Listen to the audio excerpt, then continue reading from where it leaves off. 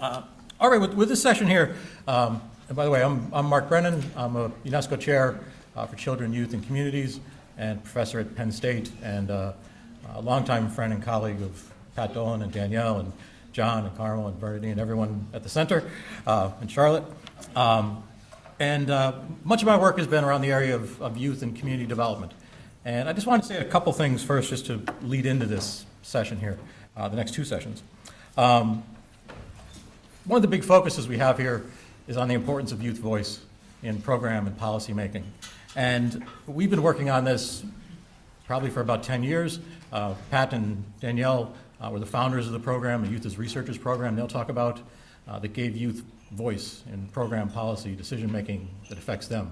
And then we've taken on that and worked with them, and now we've delivered it all over the world. And basically it's involved young people identifying the problems and issues and solutions to the things they see in their societies.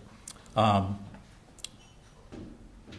of the things that I'd kind of like to mention there, that this isn't we've met policymakers and others that say this is an idealistic thing, that young people don't know the real world, young people aren't aware of the things that are going on. Fact of the matter is, they do. Keep in mind, one of the things we always like to stress is that I think as of today, about 53% of the planet is under age 25. The majority of the planet is young people. They're on the ground. They know the realities of things.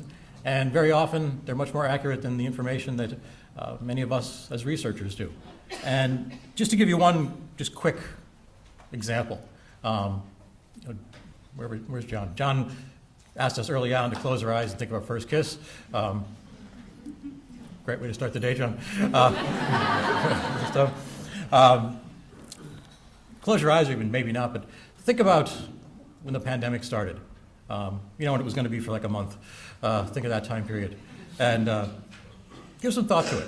Now, for all of us here, we certainly were worried about it. We certainly worried about family members and others. But for many of us, it was largely an annoyance. We were stuck at home. We were doing these different things. And as a university professor, I taught modules from my kitchen table and did all that sort of thing. And like I said, it was much an annoyance, maybe. We started doing some work with youth this past autumn, and I talked with young people about what their experience was, university students. And for me, the logical answer was to come back, get courses going, do all the things we have to do. And for them, they told a much different story. And what it was they said, I'd waited my whole life to go to university.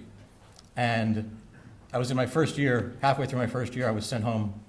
And then 2 years later, I come back, I'm going into my fourth year.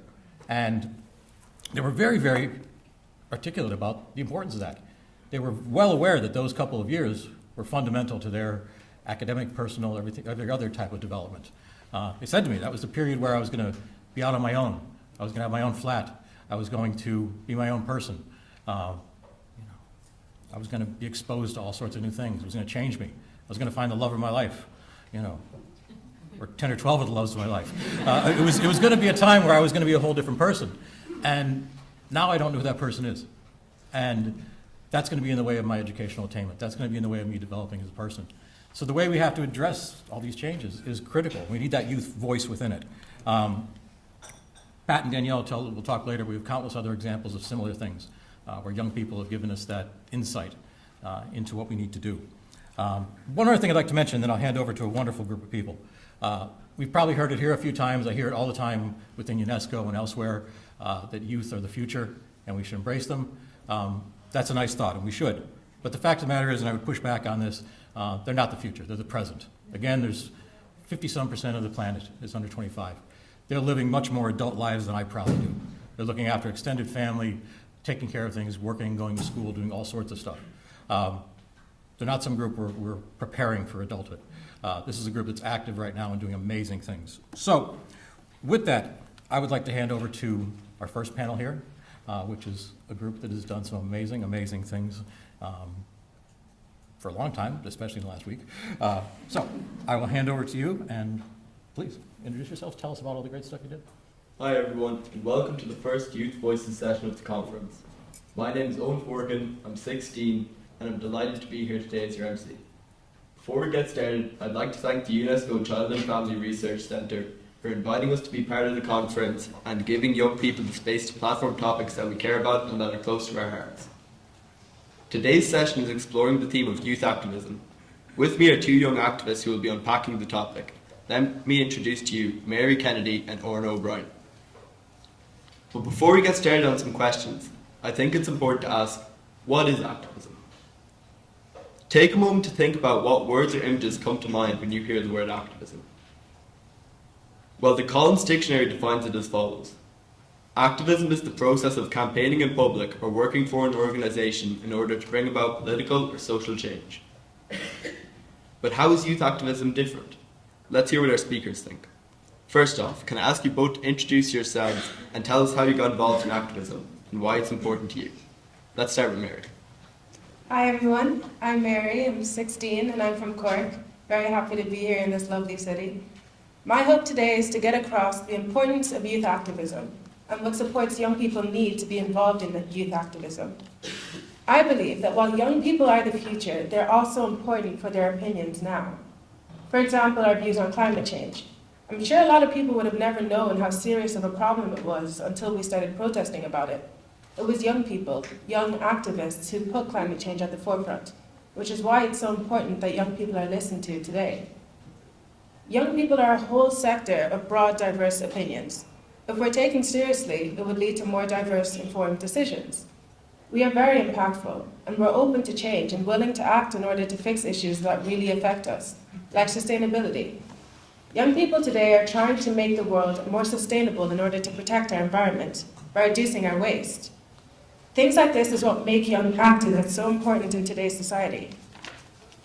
I got involved in things like this through my youth club. What started off as me going to my local group every week progressed into me being here right now and advocating for issues like rights of young people and the climate crisis. I sat on the board of executives in a company called Broiga as a young observer. And last Friday, me and my friend Orna here were invited into the Shannon. For the first time, young people were invited inside the walls of Leinster House to speak about youth participation in climate issues. It's an opportunity not many people get, and that just goes to show that if you open the doors for young people, you never know how far they might go. Orna, will you introduce yourself? Hello everyone, my name is Orna. I'm also 16 and I'm from Cork, but I'm down the very bottom of Cork.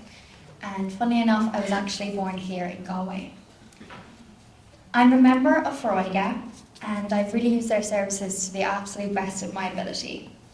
My youth work kicked off during the first quarantine, where I took upon every opportunity that was put in my direction by simply saying yes. And I've been lucky enough to keep it going.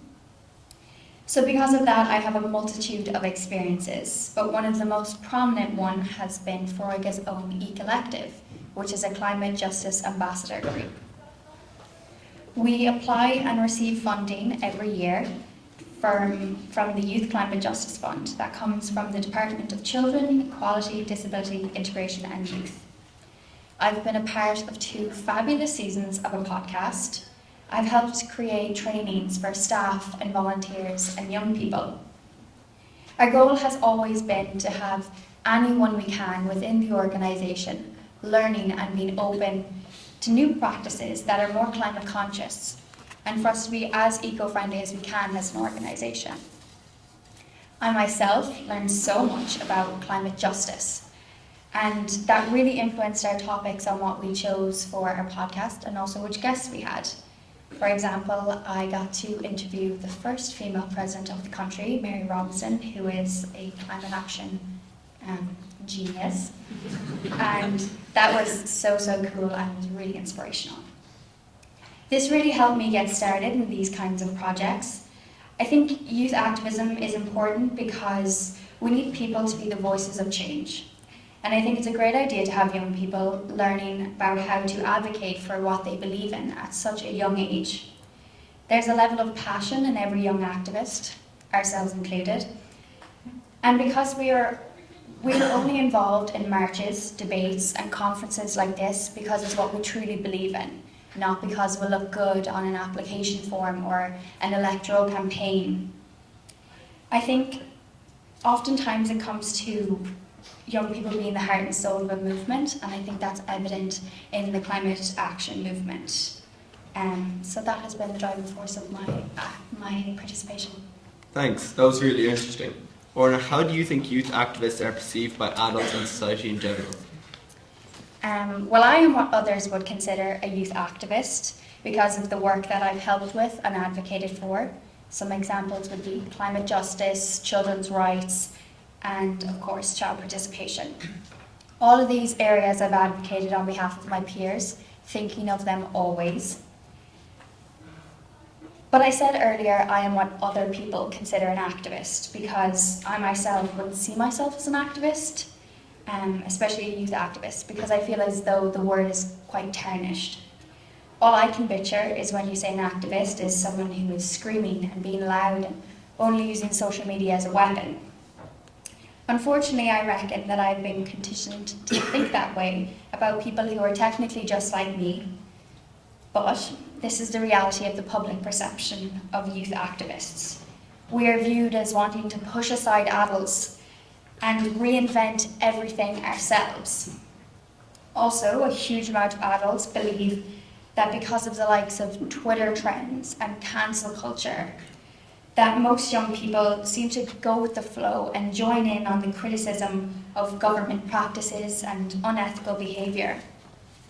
When in reality, it is much easier to turn a blind eye than it is to call for serious change, which most activists seek. Also, youth activists can be labelled as uninformed, naive, but the majority of young activists that I know go above and beyond to avoid being called those names. So to put it simply, young activists are not trying to take over the world. They just want to be involved. We are open to child participation, not just child domination. Youth activism is not a new thing. Children have always been inquisitive and mindful and had opinions on their own topics. The days of children who should be seen and not heard are coming to an end in this country, at least. Abroad, there are children that are the same level of passion for participation as ourselves, or even more so. But for them, it's not accessible, or in the worst cases, it's not safe. You might call me juvenile for when I say I am ambitious for the progress that we can make worldwide in regards to child participation and involvement. Given that Ireland is a country that passed the UNCRC, which gives children the right to voice their opinions. But that does not mean that they are always accepted and acknowledged in national or local discussions. However, last Friday, myself and Mary and our fellow e-collective members were invited to address our country's legislators in the Shannon Chambers in regards to our concerns and recommendations on climate change. It was very successful because in one of the most influential rooms in the country, I can honestly say that I felt listened to. And I wish that we could replicate this in other countries too, because as I mentioned, sometimes it's not safe for children to speak up. However, I do understand that things take time, and while youth activists like myself aren't going anywhere, we can only help effectively when we are judged and questioned on our causes, not just our age. There should be equal opportunities for adult and youth activists. There is no difference in our abilities, our knowledge, or our seriousness based on how many birthdays we've had. So if you disagree with my opinion on matters like climate change, ask me why and why I think that way. Question me on my facts and my figures. Don't just dismiss me because of my age. Finally, I do think that at the moment there's often a negative connotation surrounding youth activism. But we can take serious steps to change that and fix it, but with your help. Thank you. Great.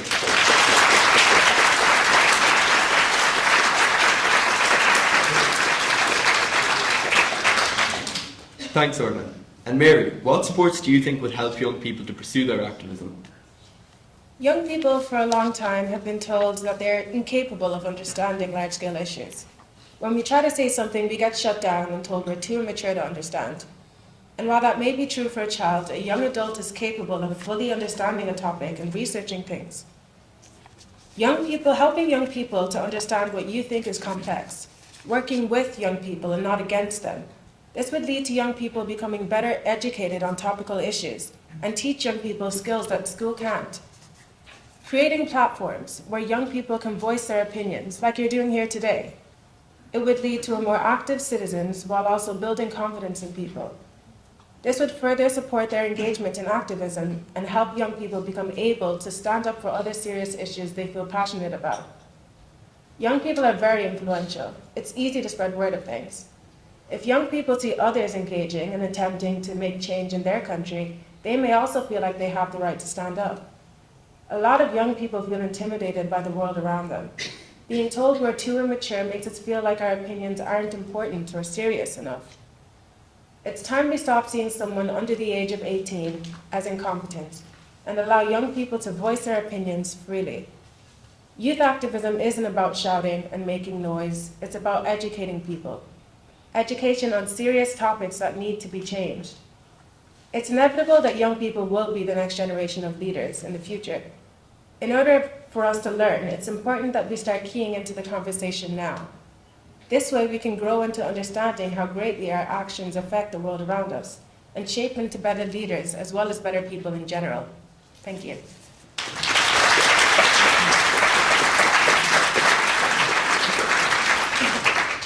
So there's lots for the audience here to think about. Finally, what would you each say is one key message you would like the audience to take home with them today?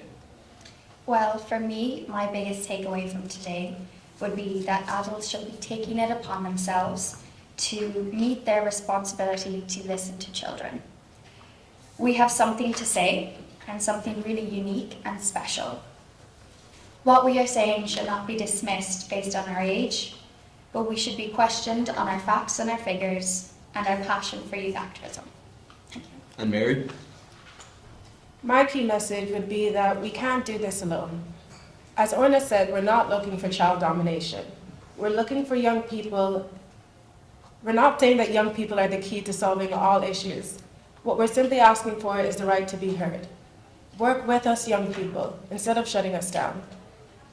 We are people now. Focus on young people of today and not just adults who will become in the future. Like I said before, if you give young people the chance, you never know how far they might go. Thank you.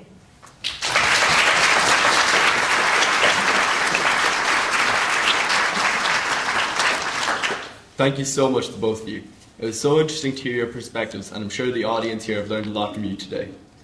If I were to leave you all with a message here today, I think it would be to encourage all the adults in the audience to help the young people in your life finding their voice, and for any young people in the audience to never doubt the strength of your voice, so let it be heard.